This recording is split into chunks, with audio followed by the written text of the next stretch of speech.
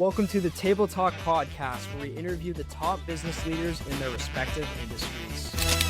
Welcome, guys. My name is Andrew Jones. I'm the host of Table Talk. We have a special VIP guest, Neale Martin, author and consultant, here to tell us about his business. Neale, how you doing? Pleasure to have you.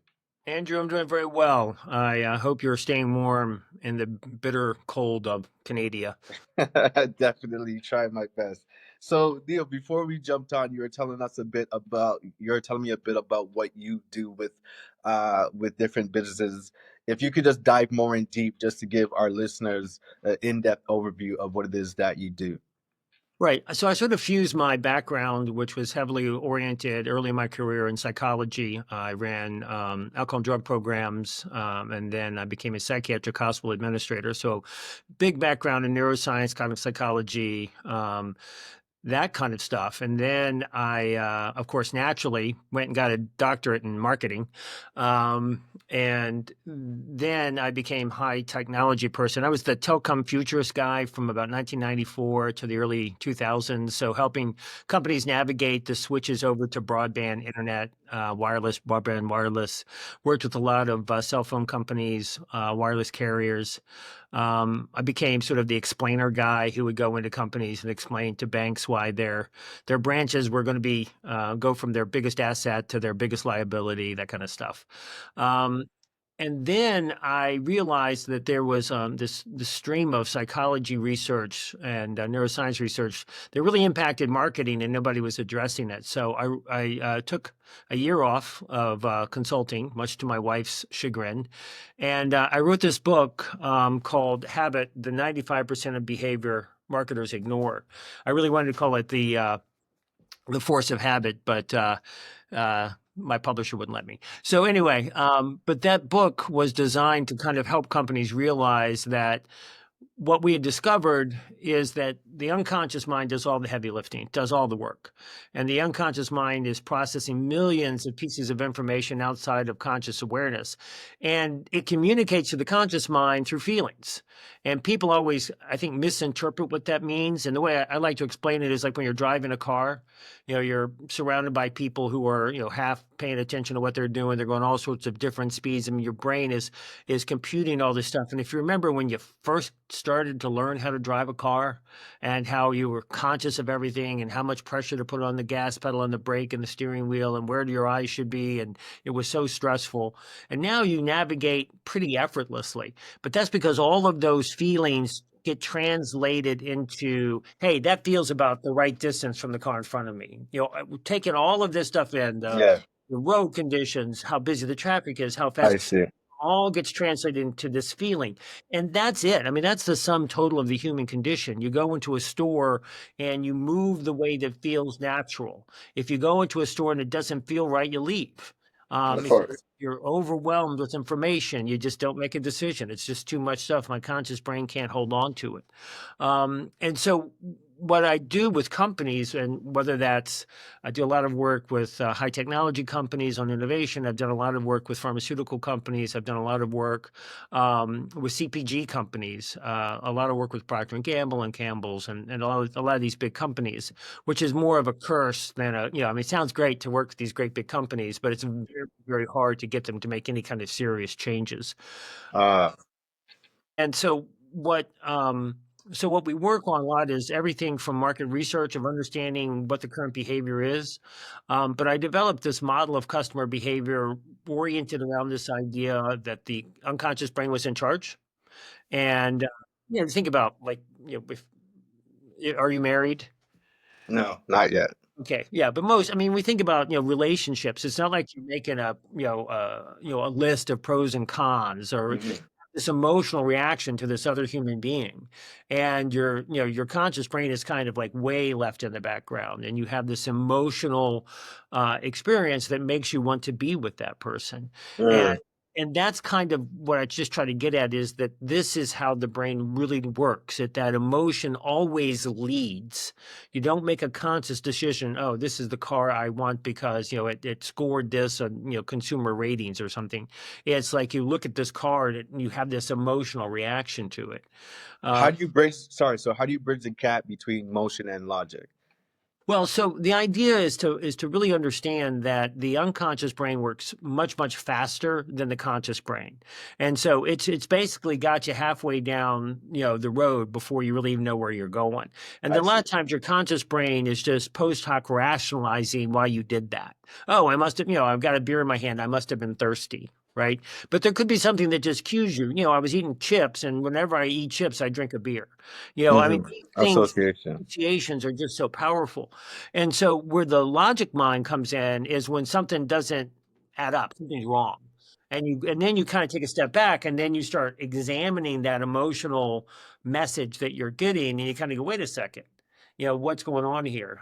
Again, the field of psychology is just loaded with people who could not, who keep making the same kinds of mistakes from this Just dynamic because they don't, their conscious brain isn't saying, hey, we did that before and it didn't really work out well. So maybe we shouldn't do that again, because the brain's constantly learning. And the unconscious brain Mhm. is learning and the conscious brain is learning. And then the other part of that is like when you really start saying, hey, I want to take a step back and really think through this process. And then the logical brain gets involved and can then restructure.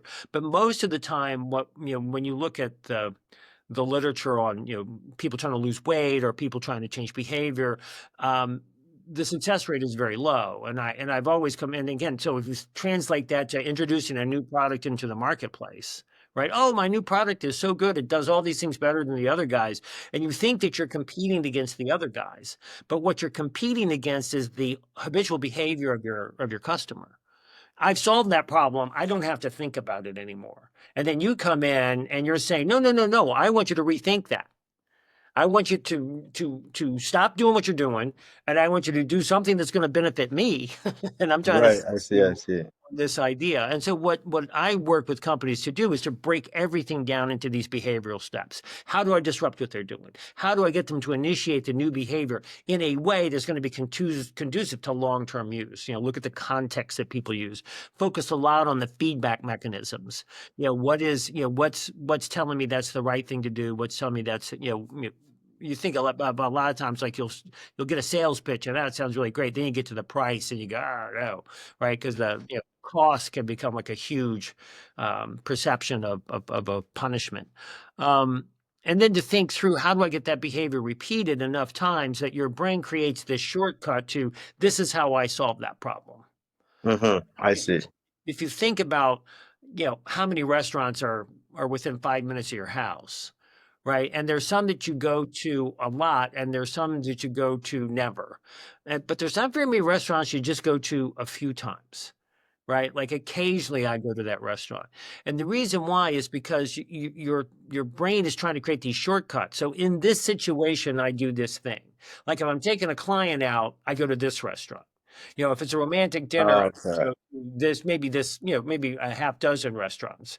Um, or if I'm looking to shake things up, maybe I go, my habit is to go to Open Table and look for something interesting, or to get a magazine and look for a review or a Yelp or something. So even something that appears to be like novel, like I'm trying to find a restaurant I haven't been to before, Right. finding that restaurant through something that feels familiar to, oh, I can read the Yelp I reviews. see. I see. I see. Does that make sense? So, but even if you're trying to be spontaneous, that still has a path of being familiar, of familiarity. Exactly, because that idea of familiar is what makes us feel comfortable. Now some Right. people like the unfamiliar. I mean, I do a lot of international travel, and I sort of enjoy getting off the plane and having no idea like what that experience is going to be like. But for most people, that's would be very uncomfortable. And that's this idea of thinking through, how do I make, again, that's why a lot of times I'm brought in at the innovation stage, the early stage, the product development, product launch.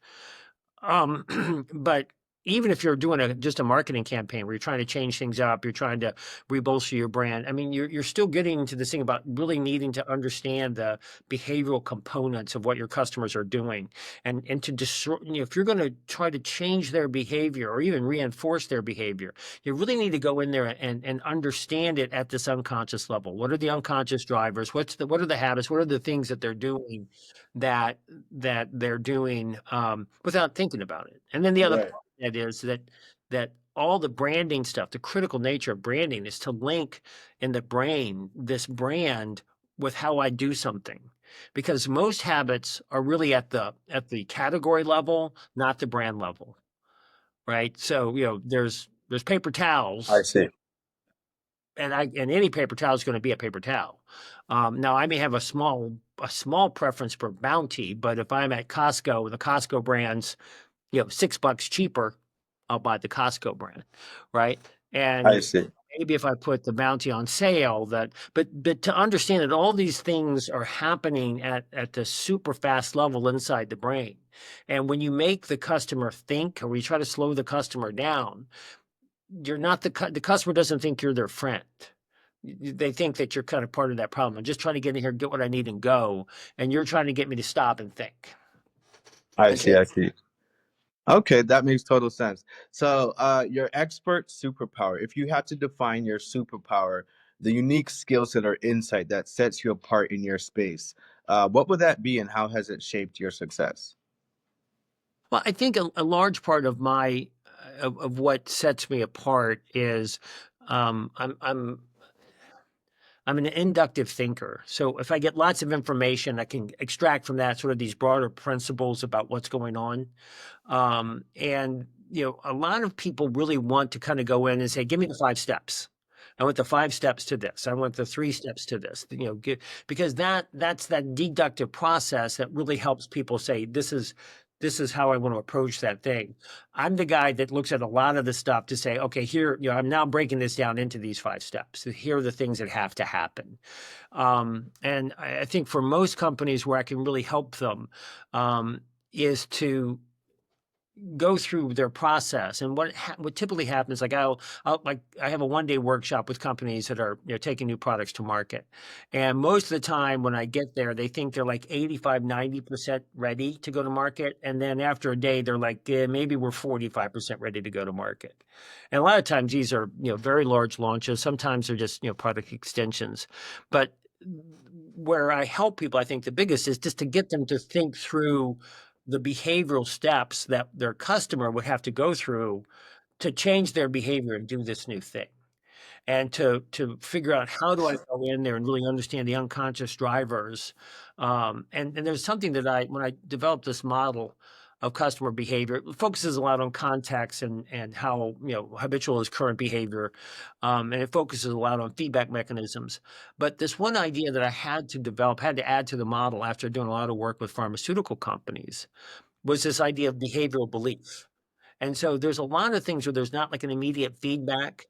So if I take a vitamin, I don't get immediate feedback at work, right? I might not get any feedback ever that it works. But if I have a behavioral belief that vitamins help me, right, then I interpret things in light of that. So if It's kind of everyone like the placebo effect, also.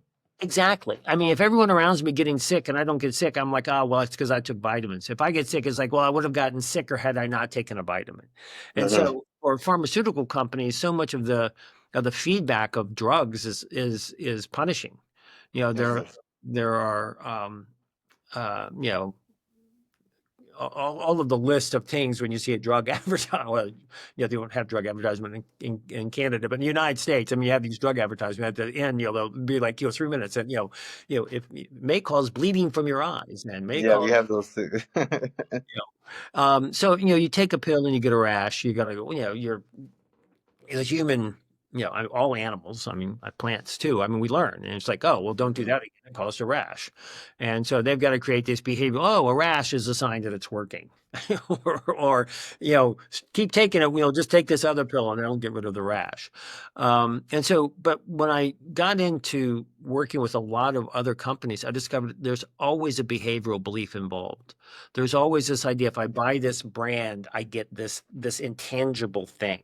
Yeah, And so many times companies don't understand the critical nature of that intangible thing that they associate with the brand. Why I buy this brand and not that brand. And that, sure. in many cases, I mean, that's the magic of marketing. Yeah, brand recognition. I'm curious, how is AI impacting your industry in any way?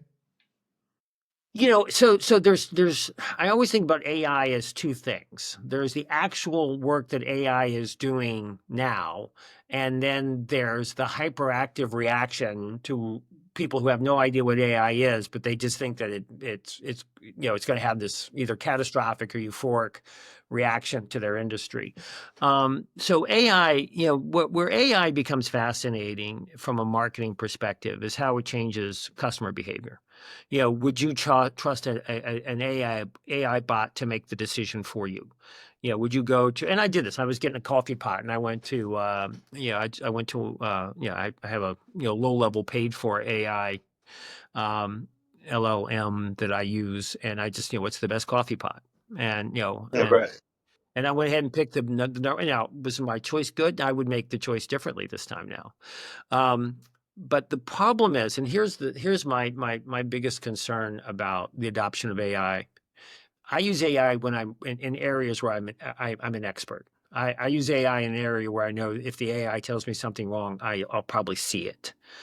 The problem is when you get so much data and you get so much information, and managers are struggling. They're just struggling because there's just so much information that's out there. Right. And people are always like, oh, here's this new information systems thing that will track even more information. I was doing some work with people in Atlanta that were creating marketers that were creating this idea of dashboards, using marketing dashboards. And what they found is when dashboards, you're wanting to know what's critical for your organization. What do I need to pay attention to? The average dashboard had 40 items on it. So, I mean, it's useless at 40, right? You want 3. You want maybe Right, of course. these are the number of things I can actually manage. And so there's this tendency, um, to just get overwhelmed with the amount of information. And I think that AI will, for a lot of people, provide a way to manage that. But the AI lies. The AI is unreliable. The AI is not actually intelligent. I see. I see.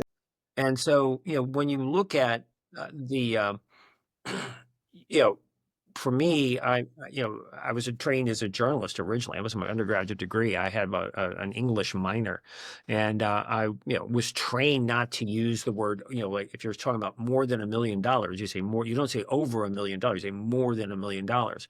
And the AI I was using yesterday, and exactly there said I should change more than to over, and I'm like, I know Interesting. I'm trained on that now.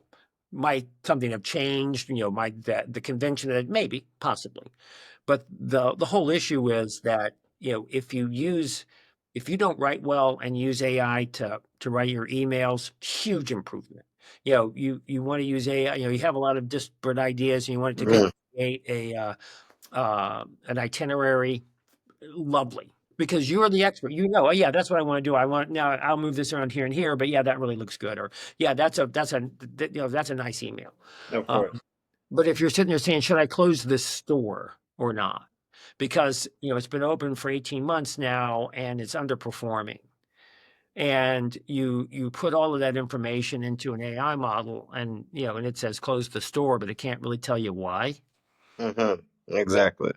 And that's the part where I think the real risk is that for a lot of people, there will be because it's just, again, we're overwhelmed, and the unconscious mind really kind of relies on this idea that feels like the right decision, and then your Yeah. mind normally comes in and rationalizes it. I mean, it's this post hoc rationalization to justify. And it's like when you start dating somebody and they're, all your friends are saying, yeah, that person, he is a jerk. You can't hear it. Yeah. See it objectively, right? Because there's a great Benjamin Franklin line, how marvelous it is to have a reasonable mind, for one can find or make a reason for anything one has a mind to do. And I like that's, that. oh, I know. It's just, and you see it all the time. People will rationalize. You can rationalize anything. And that's the part where the the AI can kind of come in, and I think for a lot of people, it'll just be one more thing that's like, if it tells me what I want, yeah, and if it doesn't, I'll Exactly. I'll find another AI or I'll rationalize how to how to Right. answer. a lot of what I find with AI, it actually like enables, like I would play with it sometimes just to test it, and I'd be like, yeah, I want to open up a tool store and sell tools to certain stores, just a horrible idea. And to see what it will say, it'll be like, yeah, that sounds great. I'm like, what are you talking about? Right? So it kind of also tells you what it thinks you would like to hear. But listen, this journey seems fascinating. I'm just curious, what inspired you to pursue your current path, and how has your vision evolved along the way? For me, I think so much of it is that I'm the only one who sees it. I have Uh-huh. this.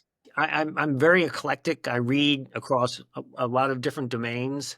And so a lot of times I'm writing a book now. I'm just calling behavioral marketing. Um, and at the end of the day, when I started writing the habit book, I was really wanted to write this book as behavioral marketing. It was at the same time as the behavioral economics books were coming out. So I was kind of, we were all feeding off of the same, trough. I mean, it was all about, Right. the same books, and the same research. And, unfortunately, at that point, the term behavioral marketing had sort of already been used in a very narrow sense. And so I kind of just avoided, though I probably shouldn't have. I probably should have gone out and pushed on this a little bit harder. But this idea is to really help people understand that marketing is simple, but it's not easy. And Right. and the simplicity of it is that marketing is behavior influence. Everything about marketing is how do I influence behavior? Full stop. There are more than 100 marketing definitions out there.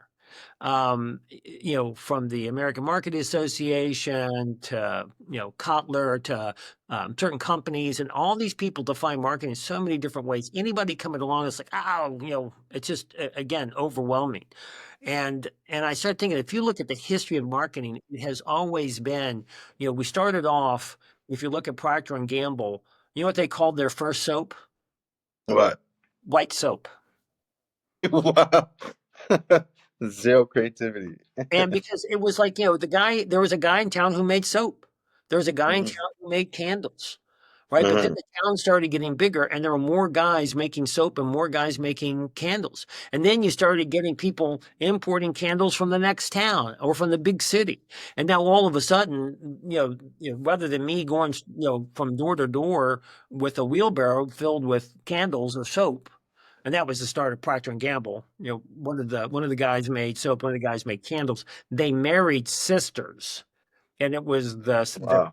their wife's father who said, "You guys should get together. And, you make candles, you make soap, you should get together." So that's where P&G came from. Okay. Interesting. So this is early mid 1800s, where the Industrial Revolution is just taking off. And Uh-huh.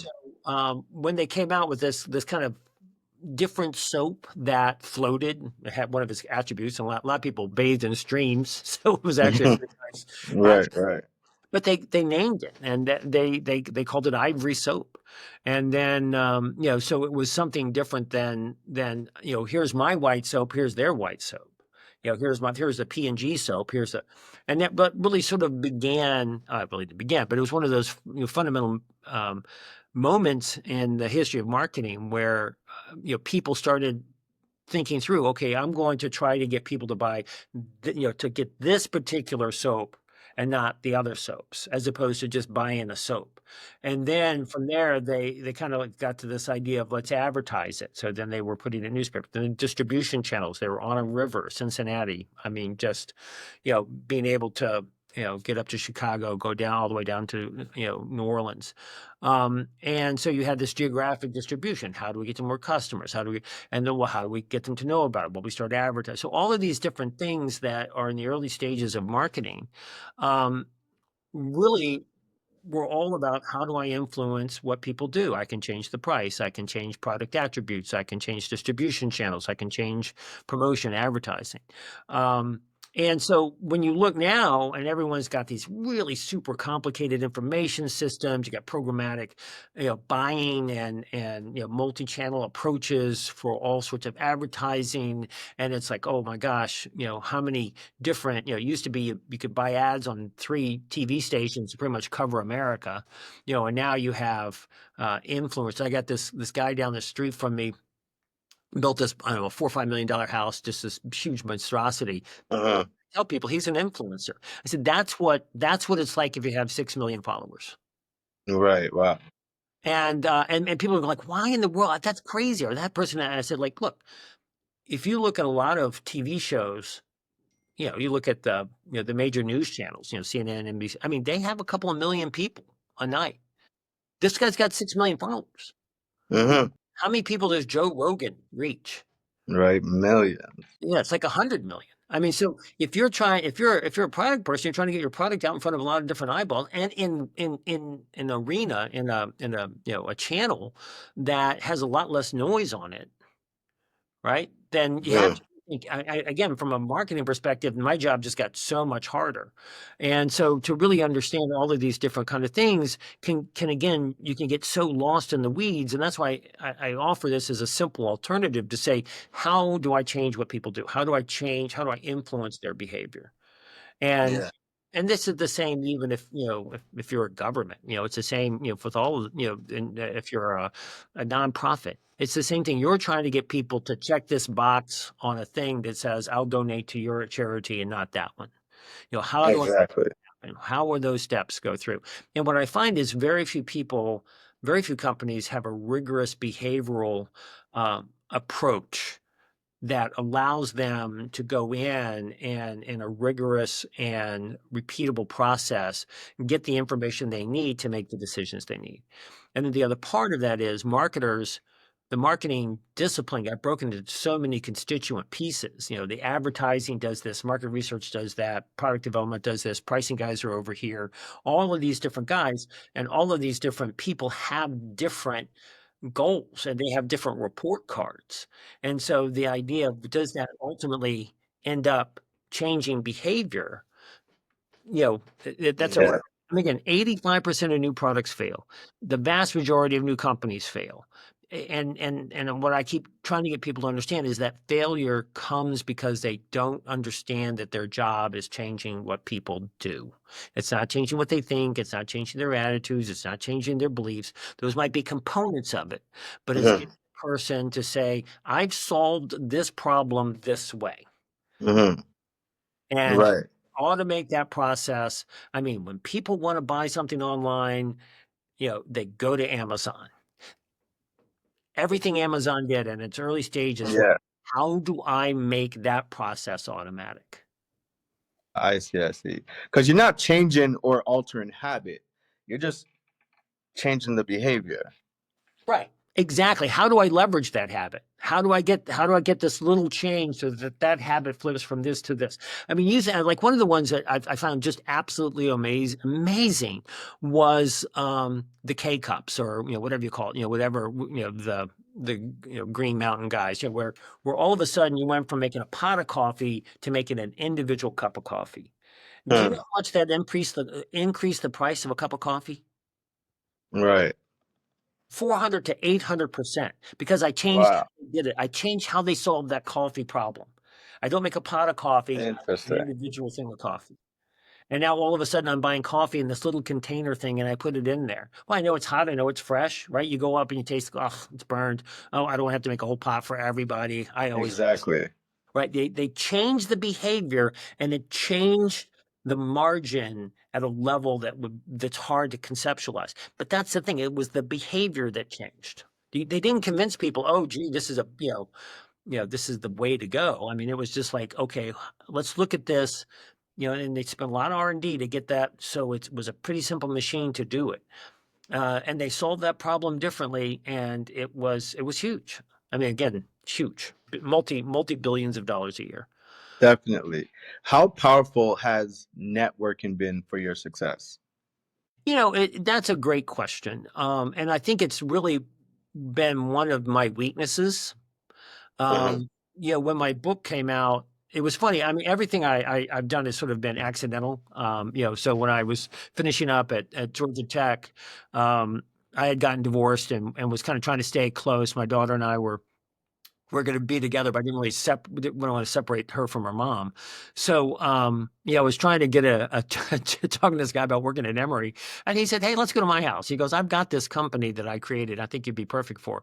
And this guy, is a marketing guru, was really well known, beloved, but he created a company that was teaching marketing to regulated monopolies that were deregulating. And so it was 1994, and all of a sudden I find myself in the middle of telecom just before broadband, just before wireless takes off, just before the Telecom Act, just before the internet changes the world. And so I was literally writing books on the internet before most people knew what it was. I was going out and explaining the technologies, and that was one of my gifts, is I can take these very complicated things and make them understandable for a broad set of people. I And that see. was awesome. But when I wrote my book, I mean, I really did it as it's completely unrelated to what I've been doing before, and it just kind of went out into the world.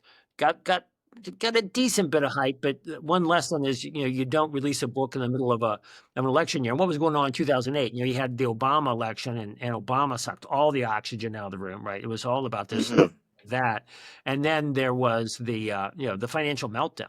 So those two things kind of hurt me. But there were a handful of people at key companies that just really promoted me heavily.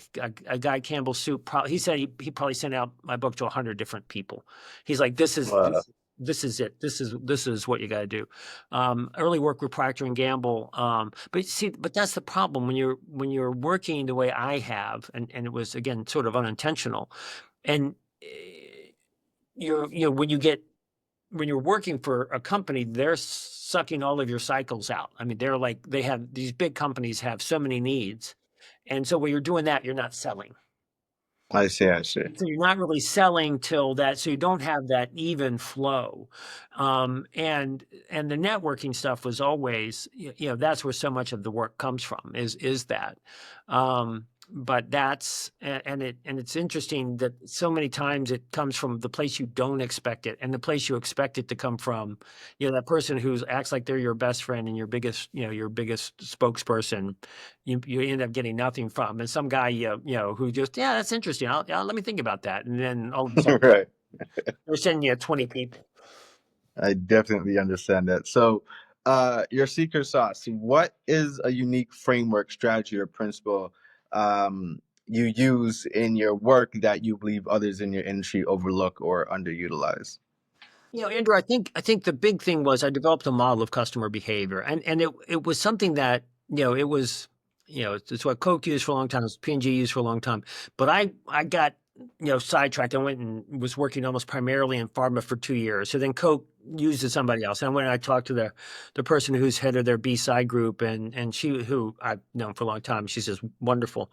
And she's like, Neale, when you weren't here and before she came in, they had switched over to somebody else's model. And I said, doesn't work, does it? She goes, no. And she's like, we just took them through this whole thing. I don't feel like I can go in there and shift them back. But this is the big thing that I've done. The work that I've done is to really think through this from a behavioral perspective. And I've developed a model. I had I wrote it as an academic paper. And anybody who's interested in this, I am happy. I've got a nice white paper I'll be happy to send you that explains the model. All right. It's one of these, you might feel like it's too long because it's like 23 pages, but they're pretty pictures, nice diagrams. So it's not just all words. Okay. But it does a really good job of explaining how to systematically think through the behavioral, how behavior forms, the behavior they have now, and then if you want to change it, what that looks like. And just to give you a quick example, one of my clients was getting ready to launch this. They make dishwashing detergent, and they were getting ready to launch this campaign. You don't have to worry about rinsing the dishes. Just put everything in there and you use our super pod, and it'll get everything clean. And so part of my model, as I was telling you, has this really understand the feedback mechanism.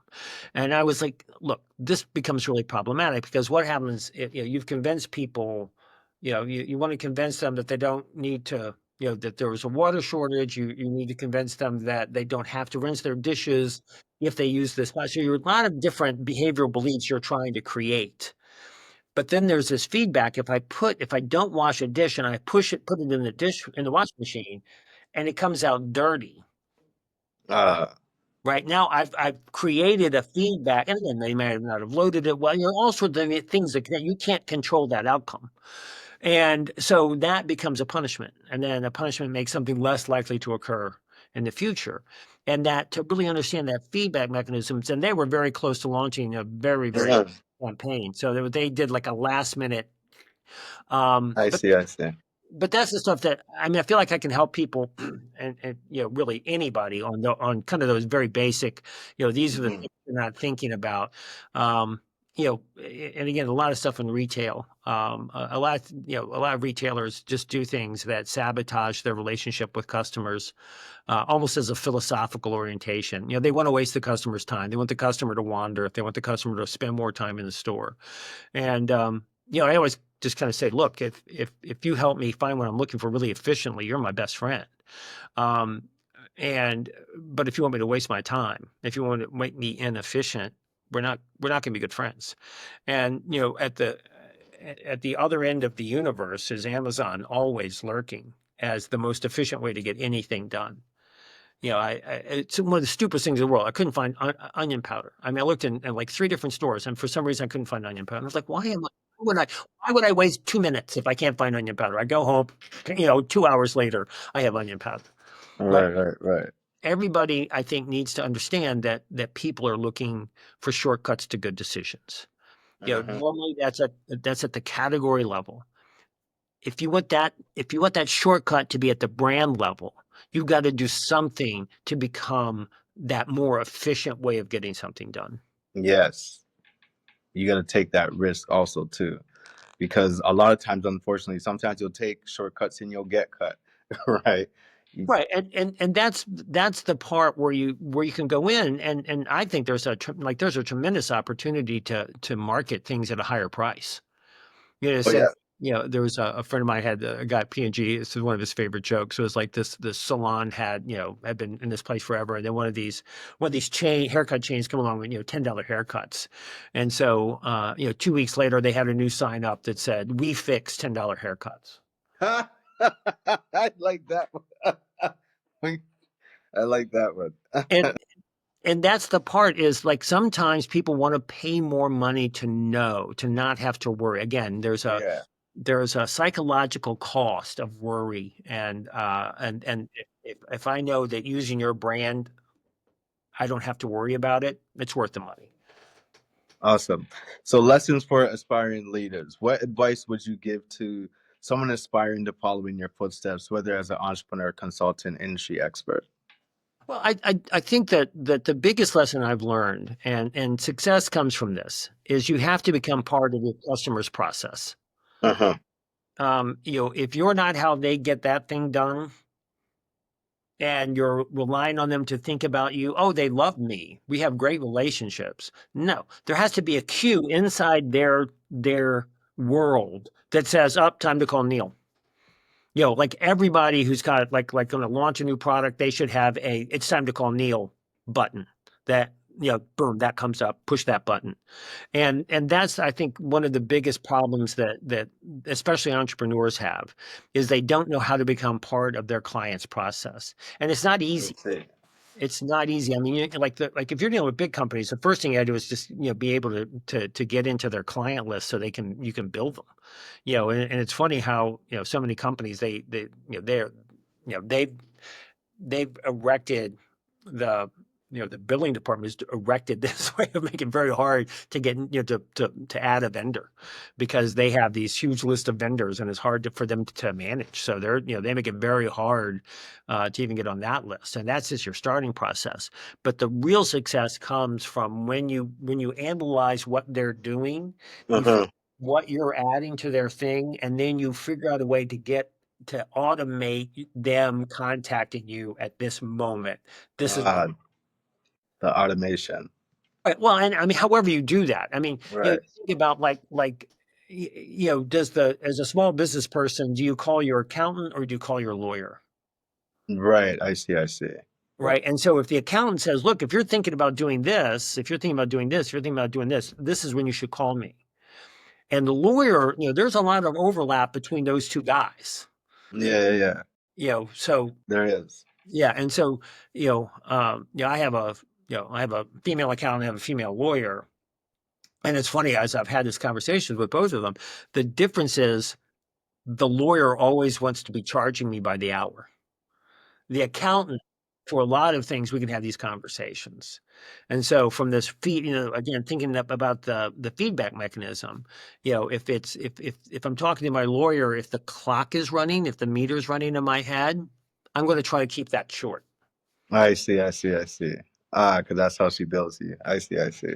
But for Okay. it's trying to say, you want to make sure that people have a very clear linkage in their brain between the problem they're trying to solve and you. Yes. Okay. That's great insight, Neil. So now we talk shop for a while. It's time to shake things up a bit. This is what I call the lightning round. I never tell my guests about this prior because we want to get to know the real you here. So I'm going to ask you a series of 10 quick questions, and we just want you to come back quick with some answers. All right. So coffee or tea? Coffee. Cats or dogs? If you could grab only one weapon during a zombie apocalypse, what would it be? Sword. Sword. Awesome. I'd never heard that one before. Well, all other weapons run out of ammo. Logic. um, Favorite quote or phrase that you think about often? Ooh, a man has two reasons. A man has two reasons for everything he does: a good reason and the real one. Whew. I like that one. I love that one. Favorite movie? Ooh, uh, that is tough. Saving Private Ryan. Saving Private Ryan. Favorite streaming series? Say favorite what? Streaming series. So let's say TV series. TV series. Different Castle. Different Castle. Awesome. Favorite book? Uh, Other than the Bible, I would probably say Pride and Prejudice. One bucket list item you've already accomplished. I published my first novel last year. Awesome. One bucket list item you haven't. I have not completed a screenplay that I've been working on for a bit. Okay. Last one. Biggest obstacle a obstacle you had to overcome, and one lesson that you learned from it. Yeah, for me, it's focus. I have a very diverse set of interests. It's so easy to just get distracted. The internet just pours it out. Mm-hmm. So for me, the way I handle this is one thing at a time. Get one thing done. Don't try to be doing three things at a time. Get Don't one thing spread done. yourself too thin. Keep working on it until it's done. Yeah, that's a big thing. Like, never spread yourself too thin. Also, um, okay, great. So, Neil, if any of our viewers wanted to connect, collaborate, or even work with you, how should they get in touch? Yeah, my parents spelled my name funny, which makes me easy to get a hold of. So I am neilmartin@gmail.com. I'm Neale Martin, www.neilmartin.com. So just NealeMartin. Uh, Okay, and please feel free to shoot me emails, start discussions. We can set up phone calls, and just want to discuss an idea you have or a problem that you've encountered. Would be happy to show how this behavioral approach is likely to have some benefit to you. definitely. I wanted to ask you though, when it comes to like the subconscious mind, um, can we turn that off? Like in terms of like reprogramming ourselves to get like better results? I know Okay. that's a big loaded question, but No, yeah, you can't turn it off, but you can, and this is really the essence of everything I try to get people to understand, is you can absolutely work with the unconscious mind. I did a TEDx talk several years ago called "Why TED Talks Don't Change Your Life." And there was really interesting. parenthesis at the end. Much, yeah. So this is, yeah. I have this in the background. This is the TED talk. Yes, it's kind of big, so I just stick it back here. Okay, sweet. It's not really a background thing, but it really is this idea that when you we all have this perception that we're making these conscious decisions, and that's what it feels like. I did this because I had this conscious idea to go do this, to go to this store, to go do this. And the reality is that before a conscious thought occurs, your unconscious mind has already been processing millions of bits of information outside of your conscious awareness. I And see. I see. but the thing is that you can, and this is something about, a little bit complicated, but I travel all over the world, and people don't understand that culture shapes the unconscious brain. How you see the world comes from the culture in which you came up. I And see. I see. so it's something. I was in China, and I love kids, and I like playing with kids. And I was in China, some remote area of China, and and I was like, just some woman had her, and I was just like waving at the baby who started, crying, terrified, and my translator said, Neale, the word for stranger in this this dialect is demon. And so, Wow. yeah, so if you think about, the tribal nature of human beings, that, one of our key things is in tribe or out tribe, outside of tribe. Hmm. I can trust this, I cannot trust that. And every single culture has adapted that some way. In China, you're Han Chinese or you're, second class citizen. India still struggles with the legacy of the caste system. And so Hmm. every culture that you go into, what that really means is that the brain is seeing the world and instantaneously reacting to something from that programming. I And see. I see. so the idea that if you want to change anything, you have to understand how to work with your unconscious mind. Because consciously saying, I want to lose 10 pounds, or I want to lose 20 pounds, or I want to get in shape, or I want to learn a language or anything else, that moves the needle one step of a 1,000-step journey.